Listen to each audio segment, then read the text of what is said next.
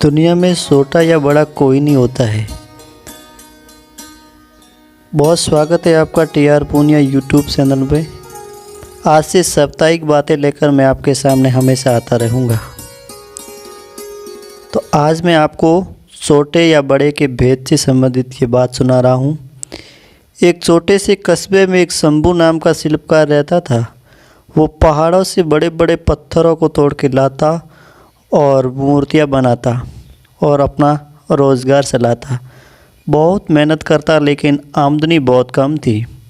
दिन भर धूप और पसीने में काम करता करता शंभू बिल्कुल थक जाता था। शंभू काम करते करते हमेशा सोचता कि ये छोटा मोटा काम करने से क्या फ़ायदा, ठीक से 2 वक्त की रोटी भी नसीब नहीं होती है। मैं तो बड़ा आदमी बन जाऊंगा तो ज़्यादा काम भी नहीं करना पड़ेगा और आराम से बैठ के मौज करूंगा। एक रोज़ वो ऐसे नेता को देखता है जिसके आगे पीछे हमेशा भीड़ लगी रहती है। उसको हाथ जोड़कर प्रणाम करने वाले सैकड़ों लोग लाइन लगा के खड़े थे। शंभू ने अपने मन में नेता बनने की ठान ली।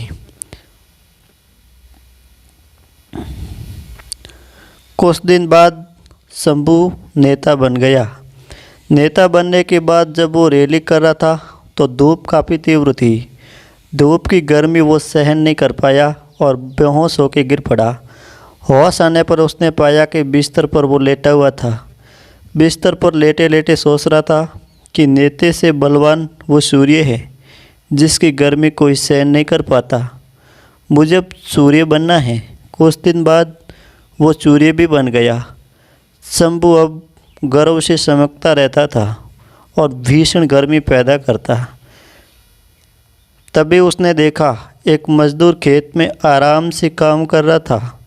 उसने गर्मी और बढ़ाई मगर मजदूर को कोई फर्क नहीं पड़ा। विचार किया तो मालूम हुआ ठंडी ठंडी हवा पृथ्वी पर बह रही थी। तब शंभू ने विचार किया हवा बनकर मैं और शक्तिशाली बन जाऊंगा। कुछ दिन बाद वो हवा भी बन गया। हवा बनकर वो इतना इतराते इटलाने लगा। अचानक उसके सामने एक विशाल पर्वत आ गया जिससे वो पार ही नहीं कर पाया। तब उसने सोचा अब मैं पर्वत बन जाऊंगा। कुछ समय बाद वो विशाल आकृति का पर्वत बन गया। अब उसे अपने आकार और शक्तिशाली होने पर घमंड हो गया। कुछ दिन बाद उसे सैनी हथौड़े की आवाज़ परेशान करने लगी। वो काफ़ी परेशान हो गया। उसकी आवाज़ इतनी कर्कश थी कि उनके शरीर को तोड़े जा रही थी। आँख खुली तो उसने देखा एक शिल्पकार उसे पर्वत तोड़ रहा था। लेकिन अब वो मजदूर नहीं बनना चाहता था। वो काफ़ी परेशान था। नींद खुली तो उनके सामने आईना पाया। नींद खुली तो उसके सामने मैं पाया नींद खुली तो उसके आईने में पाया कि वो जो विशाल पर्वत को तोड़ने का साहस करता था वो खुद ही था। दोस्तों, ये कहानी ज़रूर काल्पनिक है लेकिन बहुत ही प्रेरणादायक कि न तो दुनिया में कोई बड़ा है न कोई छोटा है। कोई भी छोटा या बड़ा नहीं होता। सभी के कार्य अपने अपने होते हैं। किसी को भी कार्य को करने में कभी हिचकिचाना नहीं चाहिए बल्कि गर्व से अपना काम पूरा करना चाहिए। ये थी एक छोटी सी कहानी। कैसी लगी आप कमेंट सेक्शन में मैसेज करके बताइएगा।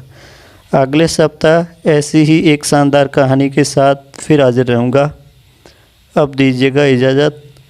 अगले सप्ताह फिर कीजिएगा इंतज़ार। नमस्कार।